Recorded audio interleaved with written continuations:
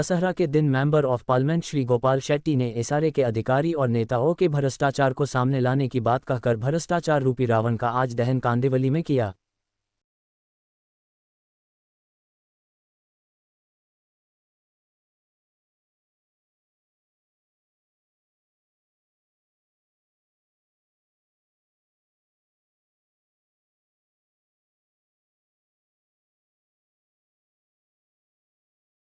करते हो तो भगवान आपके साथ में रहते हैं। मैं तो झोपड़पट्टी के विषय को लेकर भारतीय जनता पार्टी में मैं नहीं गया, मुझे लोगों ने लेके गया पकड़कर, वो मैं कर रहा हूँ, उसमें सफलता हो रही है। पांडे जी ने बोला मैं सिर्फ गरीबों का ही नहीं, मैं एक एमपी ऐसा हूँ, मैं अमीरों के बारे में छाती ठोक कर भाषण करता हूँ, पार्लियामेंट में करता हूँ, पब्लिक में करता हूँ।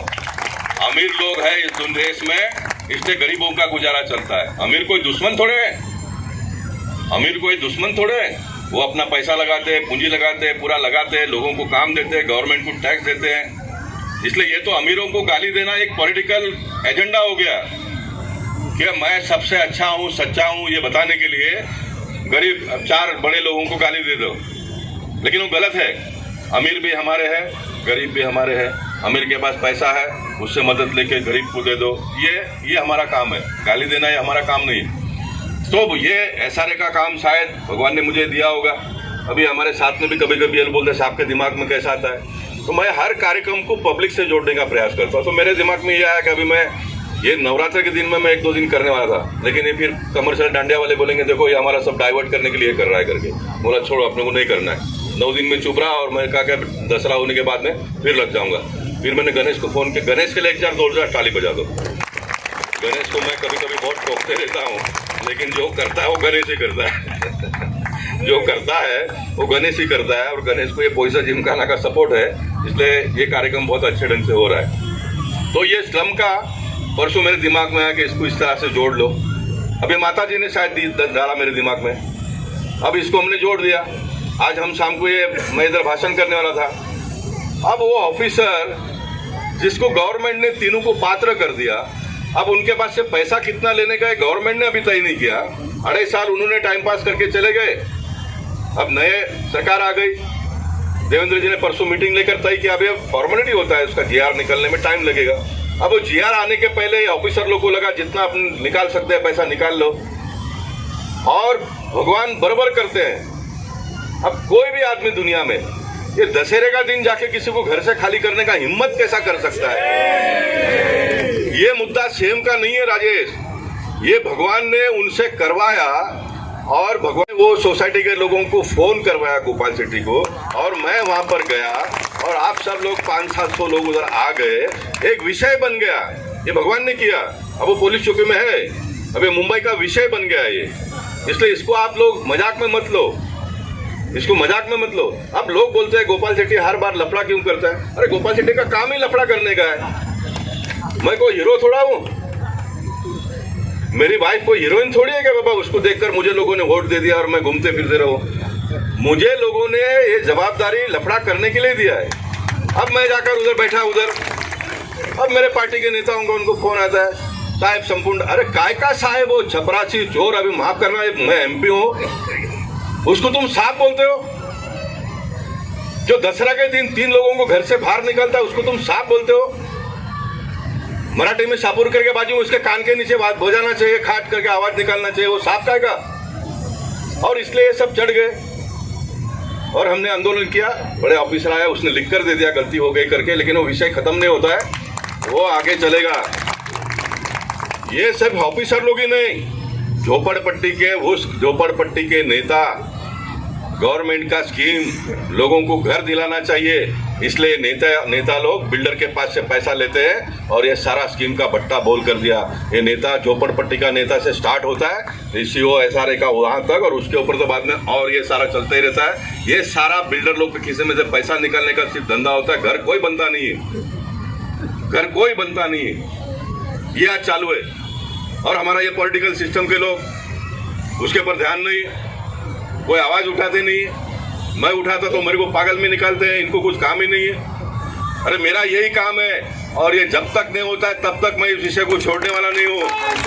और बता देता हूँ, जाकर बता दो, ये दिवाली के पहले अगर ये सारा प्रॉब्लम सॉल्व नहीं हुआ तो मैं तय करूंगा फिर गणेश खनकर के घर के सामने बैठने का, कि दिलीप पंडित के घर के सामने बैठने का, बाबा सिंह महामंत्री के घर के सामने बैठने का, कि निखिल व्यास के घर के सामने। तुम लोग तय करो, मैं बैठूंगा। तुम लोग तीनों एक के सब घर पे आके बैठ जाओ, मैं उधर आ जाऊंगा।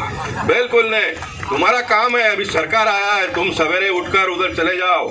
1 मिनट में देवेंद्र जी ये प्रॉब्लम सॉल्व करेंगे। सरकार को मालूम तो पड़ना चाहिए ना।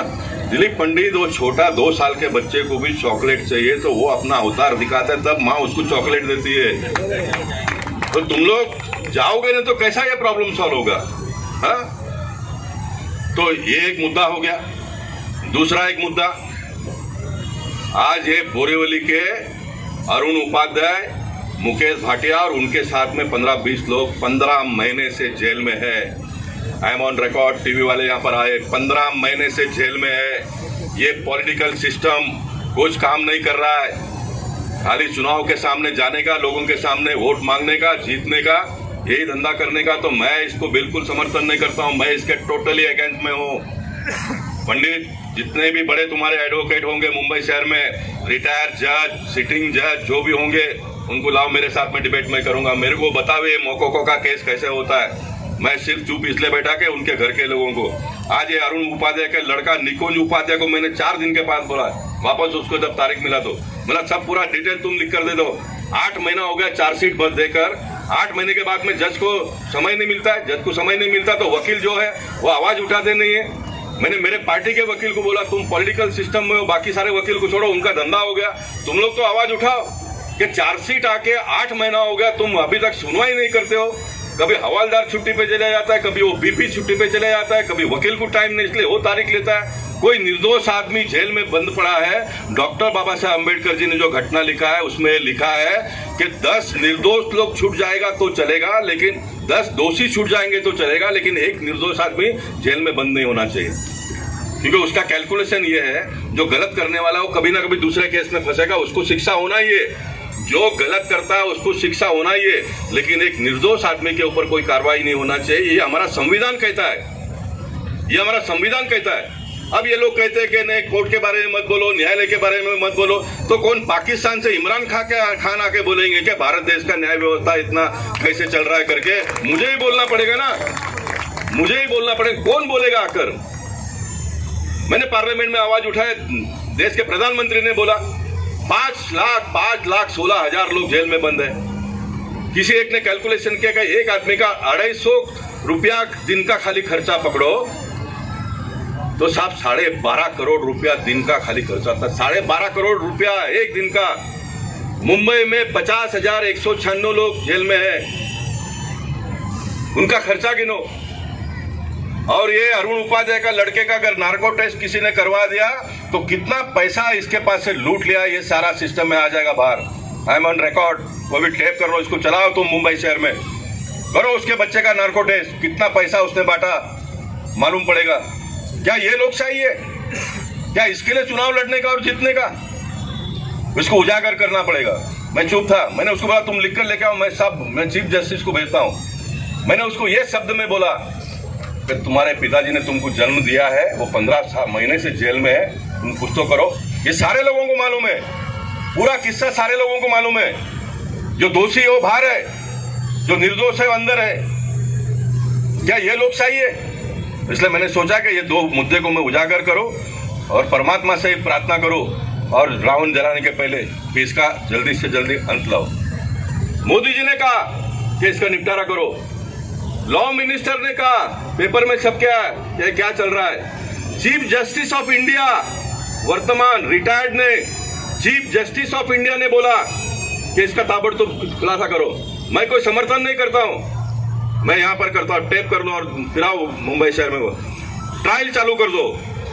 अरुण उपाध्याय और मुकेश भाटिया दोषी है तो उसको सजा कर दो ना, खत्म करो बात को।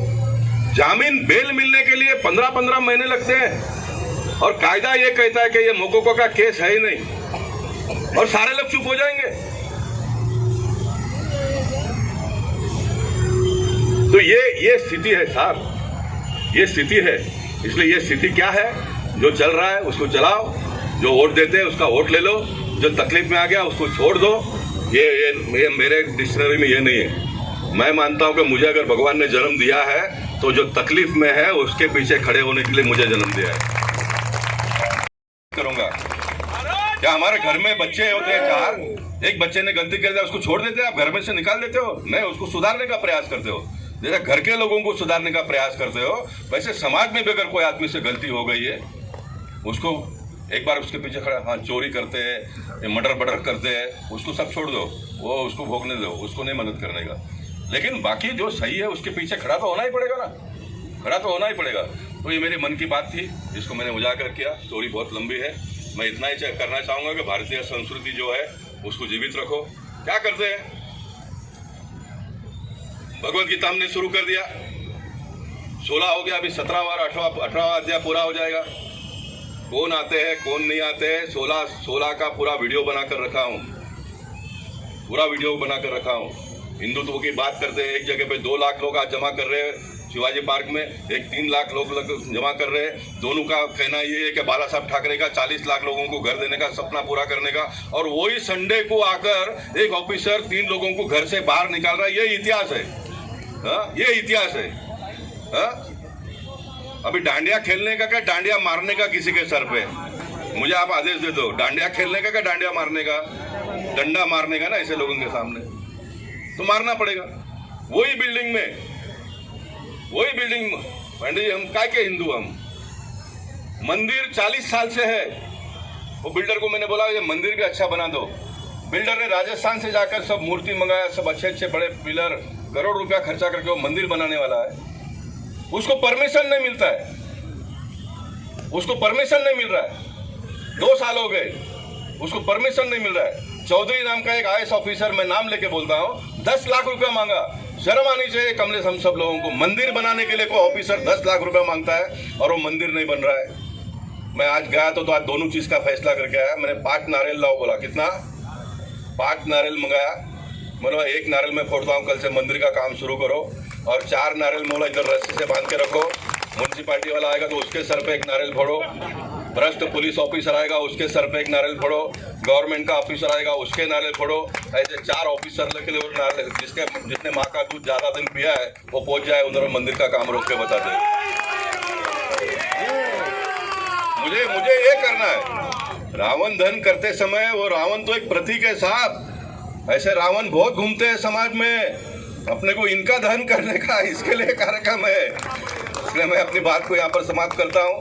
आप सब लोग इतनी बड़ी संख्या में आए, इसलिए मैं आप सबका अभिनंदन करता हूँ। आप आइए, आप अपने बच्चों को लेकर आइए। आपके बच्चों को संस्कृति क्या है, कल्चर क्या है, ये मालूम पड़ना चाहिए। प्रकार का रावण का दहन आपने यहाँ पे किया है, इसके बारे में क्या कहें? नहीं, ये रावण दहन ये मैदान पर गए अनेक वर्षों से युवक मंडल और पैसा जिमखाना के लोग मिलकर कर रहे हैं, लेकिन इस साल के रावण दहन को हमने स्लम फ्री मुंबई के साथ में जोड़ दिया। ये हमने पहले से जोड़ दिया, लेकिन आज जो कांड हो गया, जो ऑफिसर आज दशहरे का दिन लोगों को बाहर खड़ा घर से बाहर निकालने के लिए आए, तो दोनों विषय जुड़ गए एकदम। और इस विषय को मैं कल से बहुत तेज़ी से चलाने वाला हूँ।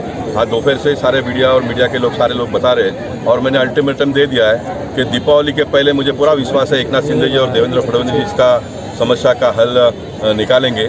रेलवे लाइन के लोगों को भी केंद्र सरकार ने आधा पैसा और राज्य सरकार ने आधा पैसा देकर उनको घर देना चाहिए। ये जो सरकार चलाने वाले लोगों को लगता है कि हम झोपड़पट्टी वालों के ऊपर मेहरबानी करते हैं, एक तो इन्होंने दिमाग में से निकाल देना चाहिए। इस पूरे मुंबई शहर को अगर कोई चलाने का काम करता है तो झोपड़पट्टी में रहने वाले करते हैं। उसका मैं बताऊंगा आपको कैसा। सवेरे आप चाय पीते हो तो दूध लाने कर घर पे देने का काम झोपड़पट्टी में से आता है। चाय पी के आप तैयार होते हो तो पेपर पढ़ने की आपको आदत है, तो पेपर झोपड़पट्टी में रहने वाला लाकर आपको देता है। आप तैयार होकर घर पे काम पे जाते हो तो रिक्शा में बैठ के जाते हो तो रिक्शा झोपड़पट्टी वाला चलाता है। अगर आपके पास गाड़ी है तो ड्राइवर झोपड़पट्टी में से आता है। कोई ड्राइवर 500 फुट के घर में से आता है क्या, बिल्डिंग में से 10-15 हज़ार का नौकरी करने के लिए, तो वही वहाँ से ही आता है। आप घर पे से नौकरी पे जाते हो तो बीबी को दोपहर को खाना बनाना है, तो भाजी वो फुटपाथ पर बैठकर बेचने वाला वो गरीब आदमी करता है। पूरा दिन भर का सिस्टम ये बड़े बड़े सेठियाओं के घर में काम करने वाली जो महिला आती है वो झोपड़पट्टी में से आती है। सारा सिस्टम ये झोपड़पट्टी के लोग चलाते हैं। और ये झोपड़पट्टी के लोगों को एक 300 फुट का घर सरकार को 1 रुपया खर्चा करने का नहीं है। ये सारे दलालों को अगर अंकुश उन पर आ जाए, ये ऑफिसरों को ठीक ठाक किया जाए तो सरकार का 1 रुपया खर्चा किए बगैर लोगों को घर मिल सकता है। करोड़ों रुपया जो हर साल नगर सेवक fund, MLA fund, MP fund, सरकार का फंड जो झोपड़पट्टी में यूज होता है ये बचेगा और टैक्सेस आना प्रारंभ होगा। आपकी जानकारी के लिए टैक्स में इतनी बड़ी इसमें ताकत है, इसलिए मैं इसके पीछे पड़ा हूँ। और मैं आपको इस बात का आश्वासन नहीं वचन देता हूँ कि दीपावली के पहले एकनाथ जी और देवेंद्र जी मिलकर इसका समस्या का समाधान ढूंढेंगे। अगर कोई कारण से नहीं होता है तो पक्का दिवाली का 3 दिन मैं धरने पे बैठकर पूरे मुंबई में हलचल करूंगा। मैं बैठूंगा, मुझे कोई भी समझाने के लिए आएगा तो मैं उठने वाला नहीं। ओके सर, इस वीडियो को लाइक करें, हमारे चैनल को सब्सक्राइब करें, बेल आइकन जरूर प्रेस करें।